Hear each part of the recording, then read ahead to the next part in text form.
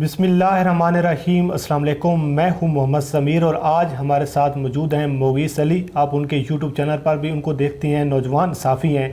उनसे हम जानने की कोशिश करेंगे कि पीडीएम का कल इजलास हुआ इस्लामाबाद में। मरीम नवाज़ की जानिब से बड़े बड़े दावे किए गए कि 8 दिसंबर का जो दिन होगा आर होगा या पार होगा और बड़े बड़े फ़ैसले किए जाएंगे और ऐसे फ़ैसले होंगे कि जो इमरान खान की हुकूमत के लिए बड़े ख़तरनाक साबित होंगे। उन पर भी बात करेंगे। लेकिन ख्वाजा आसिफ साहब ने रात एक स्टेटमेंट दी है, उस पर हम बात करेंगे कि उन्होंने कहा कि जब मैं वजारत में था, जब हम हुकूमत में थे तो मुझ पर एस्टेब्लिशमेंट का और फौज का कोई दबाव नहीं था। तो इस हवाले से बात करेंगे। तो मोगीस अली, सबसे पहले तो सर आपका बहुत बहुत शुक्रिया। बहुत शुक्रिया ज़मीर भाई। सबसे पहले ये बताइएगा, कल जो इजलास हुआ है पीडीएम का, आर पार हुआ है कुछ? यार ये तो मजाक कर रहे हैं मेरे साथ।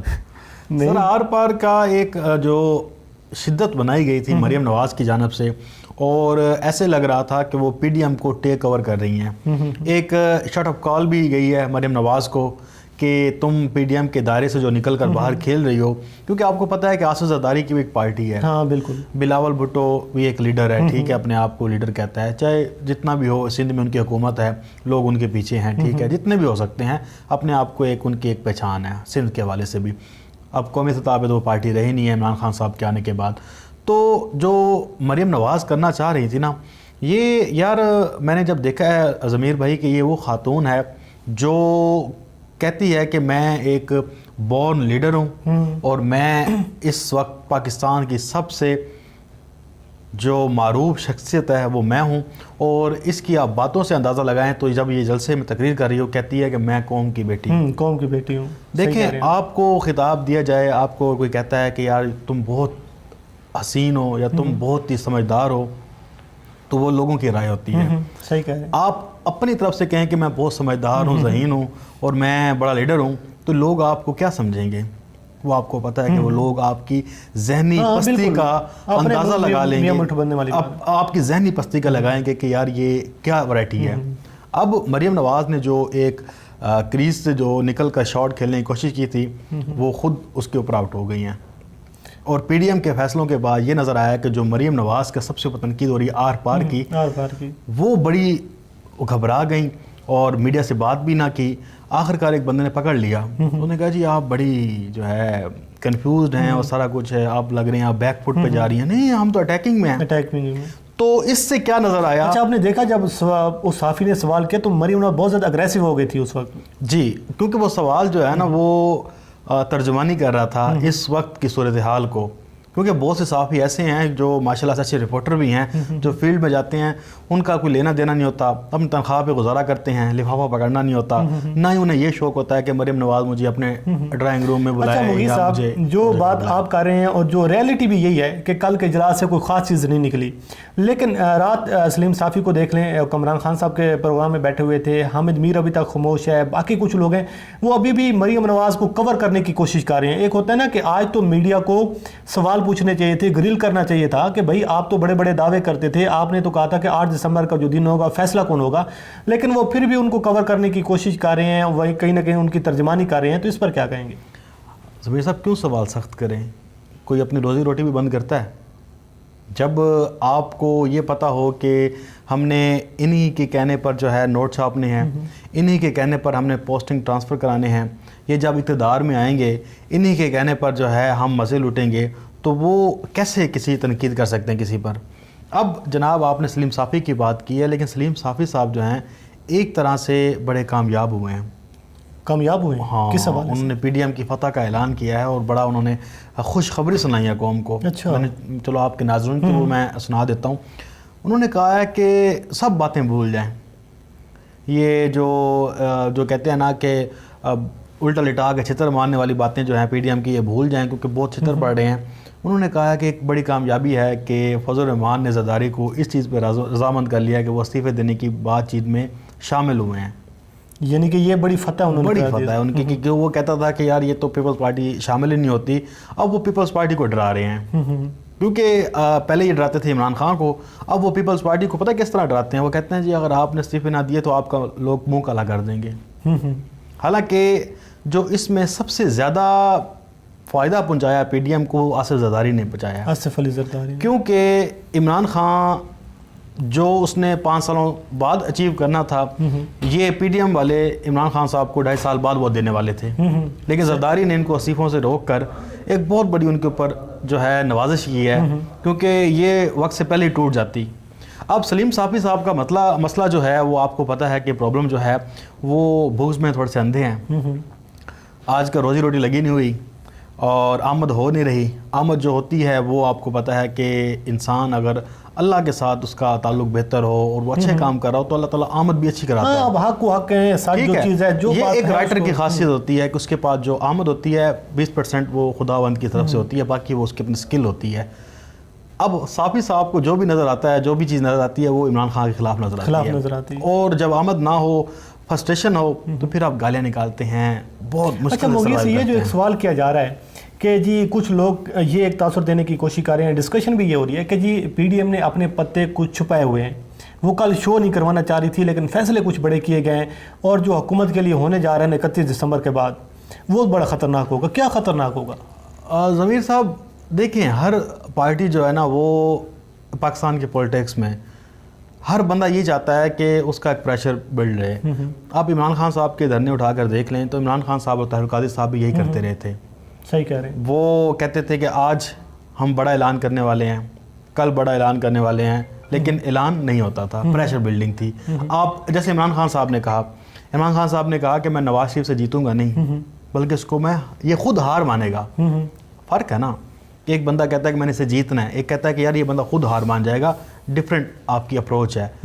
خان صاحب نے یہی کیا کہ نواز شریف کو اتنا تھکا دیا، اس طرح کے حملے کیے، اس طرح کے انہوں نے اس کے خلاف جو ہے اپنی کمپین چلائی کہ میڈیا بھی ان کے ساتھ تھا، عوام بھی ان کے ساتھ تھی اور چارج تھے، ٹھیک ہے نا۔ لیکن یہاں پی ڈی ایم کا مسئلہ اور ہے، پی ڈی ایم اپنے پتے شو اس لیے نہیں کرا رہی، وہ ایک ڈراوا دے رہے ہیں کہ یار ہم استعفے دے دیں گے، ٹھیک ہے۔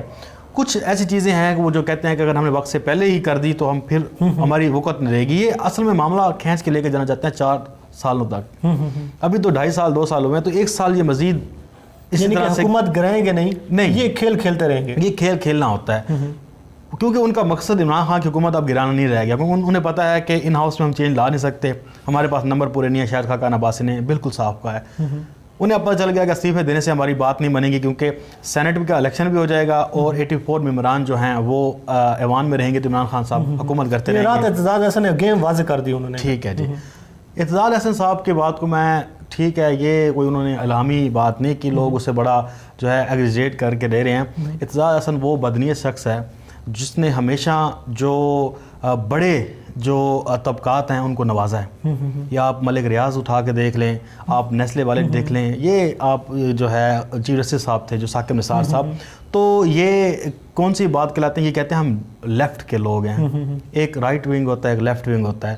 یہ لیفٹ کا اپنے آپ کو بندہ کہتا ہے، لیکن یہ کارپوریٹ سیکٹر کا نمائندہ ہے، کارپوریٹ سیکٹر کو ہمیشہ سے اس نے تحفظ دیا ہے۔ اب یہ جو آ کے باتیں کرتا ہے اور اپنے آپ کو بہت بڑا چیمپئن بلاتا ہے، تو جو پیپلز پارٹی نے غریب لوگوں کے ساتھ کیا ہے، اگر یہ اتنا کمیونسٹ تھا، اتنا یہ مڈل کلاس لوگوں کا درد رکھنے والا تھا، تو استعفیٰ پہلے دیتا، لیکن یہ ایک بدنیتی ہے۔ اچھا، اعتزاز احسن صاحب کو کوئی جو ہے پارٹی لفٹ کراتی نہیں ہے اور میڈیا نے اسے اٹھایا ہوتا ہے، وہ الگ سی بات ہے، اور یہ انٹرویو کیسے پلانٹڈ ہوتے ہیں، کس طرح اعتزاز احسن بھی میسیج کرتا ہے کہ جی آپ مجھے لے لیں، تو وہ سب ٹھیک ہے، ان کی عزت رسپیکٹ، برسٹر ہیں الگ ہے، لیکن کچھ بدنیتی ہیں، جیسے چیئرمین سینٹ جو تھے، جو پیپل پارٹی کی طرف سے تھے، وہ کیا نام تھا؟ نہیں یار، وہ چیئرمین سینٹ ان سے پہلے رضا ربانی کی آپ کتاب پڑھیں نا تو آپ کو لگتا ہے کہ اس کے اندر گمنام ہیروز کے بارے میں لکھا ہوا ہے جو جمہوریت کے لیے شہید ہوئے ہیں، تو ان سے بڑا جو ہے جمہوریت کا کوئی داعی نہیں ہے، لیکن آپ ان کی چیزیں دیکھ لیں تو آپ کو فرق نظر آئے گا کتنی بڑی منافقت ہے۔ آخر پر بات کر لیتے ہیں کہ خواجہ آصف نے رات منصور علی خان کے پروگرام میں ایک بات کی، انہوں نے کہا کہ جب میں وزیر خارجہ تھا یا جب وزیر دفاع رہا ہوں تو میرے اوپر آرمی کا کوئی دباؤ نہیں تھا، میں خود فیصلے کرتا تھا، میں اگر میرے آپ فارن دورے کو اٹھا کے دیکھ لیں، جو وہ کہتے ہیں میں نے وہاں جا کے انٹرویو دیے، میری اپنی ذاتی رائے تھی، میں نے کسی کے دباؤ، نہ مجھے کوئی کال کرتا تھا، نہ مجھے کوئی کہتا تھا کہ آپ نے یہ کرنا ہے وہ کرنا ہے۔ یہ بیان اور آج کے ان کے اپنے بیانات کو اٹھا کر دیکھیں تو کیا یہ کیا اس پہ کیا کہیں گے؟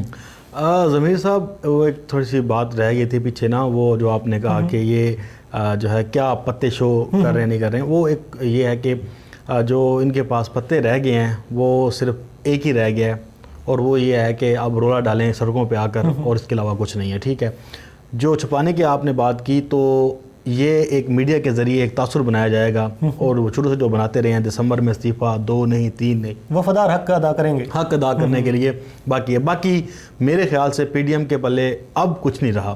اس 8 دسمبر کی جو میٹنگ ہوئی ہے اس کے بعد خاص کر مریم نواز کو جو اس کی میں اب نانی 420 جو کہہ لیں تو اس کی جو اوقات دکھائی گئی ہے کہ تم کل کی بچی ہو، یہ بات صحیح تم ہیٹر پیتی رہی ہو، چسنی لے کر تم یہاں بڑی پیدا ہوئی ہو، بڑی ہوئی ہو ہمارے سامنے، اور تم اس جگہ سے نکل کے نہ کھیلو. اچھا خیر، اب خواجہ آصف کے آ جاتے ہیں. خواجہ آصف آپ کو پتہ ہے کہ یہ انتہائی منافق ترین شخص ہے. یہ ایوان میں کھڑا ہوتا ہے تو یہ جناب جمہوریت کے گن گا رہا ہوتا ہے، اور جب جی ایچ کیو کے گیٹ نمبر 4 میں جاتا ہے تو اس سے سب سے زیادہ جو امیدیں ہیں وہ بوٹوں سے ہوتی ہیں. ٹھیک ہے جناب، اب بوٹوں سے جو مراد میری ہے وہ آپ کو پتہ ہے کہ کیا ہے. یہ وہی بندہ تھا ضمیر صاحب کے جو جی ایچ کیو کے گیٹ نمبر 4 میں جا کے کہتا تھا کہ جی میں الیکشن ہارنے لگاؤں، مجھے بچا لیں. اور پھر ظاہری بات ہے کہ جب آپ کسی کو فون کریں گے تو آگے سے یہ کہے گا اچھا میں دیکھتا ہوں یار. اب وہ یہ تو نہیں کہے گا کہ شٹ اپ تم نے مجھے کال نہ کرنا. ٹھیک ہے، یہ جو فورن پالیسی حوالے سے جو اس نے بیان دیا ہے یہ اعتراف جرم ہے. یہ تمام ان باتوں کا مسلم لیگ نون کی اعتراف جرم ہے کہ جو انہوں نے گزشتہ 8 سالوں میں یا 3 سالوں میں جو بیانیہ بنایا ہے کہ فوج آ کے پاکستان کی خارجہ پالیسی بناتی ہے یا فوج ہمیں خارجہ پالیسی نہیں بنانے دیتی، ان کا دباؤ ہوتا ہے، ان کا دباؤ ہوتا ہے، یہ سب کچھ ہوتا ہے. جو انہوں نے بیانات دیے ہیں سب کو اسی بیانات کے زمرے میں لا کر جیل میں ڈال دیا جائے، اور ان سے پوچھا جائے کہ یا تو یہ سچ ہے یا وہ سچ ہے. ہاں بالکل صحیح بات ہے. ٹھیک ہے، آپ فوج پہ ساری زندگی یہ الزام لگاتے رہے کہ وہ ہماری خارجہ پالیسی میں سب سے زیادہ انٹرفیئرنس کرتی ہے، وہ خارجہ پالیسی بنانے نہیں دیتی. اگر ہمیں خارجہ پالیسی بنانے دی جائے تو ہم پاکستان کو کبھی بھی آئسولیٹ نہیں ہونے دیں گے. لیکن اس سے یہ ظاہر ہوا کہ یہ لوگ کتنے منافق ہیں، کتنے جھوٹے ہیں. اور خواجہ آصف پہ کسی بات پہ یقین نہ کریں.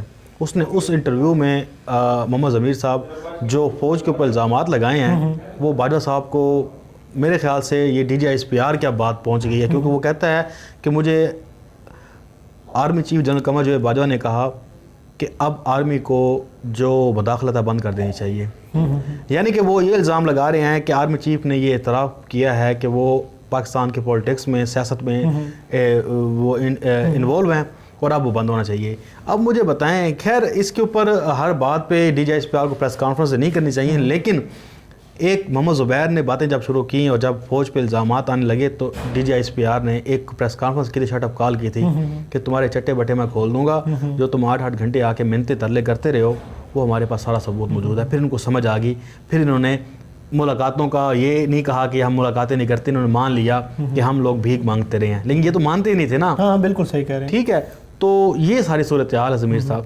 مغیث صاحب بہت بہت شکریہ آپ کا وقت دینے کا. ناظرین، یہ مغیث علی جو آپ کے سامنے تجزیہ آپ اپنا رکھ رہے تھے، بالکل صحیح بات ہے کہ جو پی ڈی ایم ہے ان کے پاس کوئی ایسا کچھ بچہ نہیں ہے کہ وہ اب جو کہہ رہے ہیں کہ ہم نے پتے جو ہے اپنے شو نہیں کروائے. لیکن یہ ہے کہ پاکستان کی پولیٹکس ہے، یہ سیاست ہے، اسی طریقے سے چیزیں چلتی رہتی ہیں. لیکن خواجہ آصف نے واقعی اعتراف جرم کیا، اور اس حوالے سے کہ اب قوم کو یہ فیصلہ کرنا چاہیے کہ یہ لوگ کس قدر جھوٹے اور منافق لوگ ہیں کہ وقت آنے پر جب یہ پاؤں بھی پڑ جاتے ہیں اور پھر بالوں کو بھی پکڑ لیتے ہیں. بہرحال یہ اس حوالے سے آپ کو آگاہ کرتے رہیں گے. مجھے اور مغیث علی کو دیجیے اجازت. اللہ حافظ.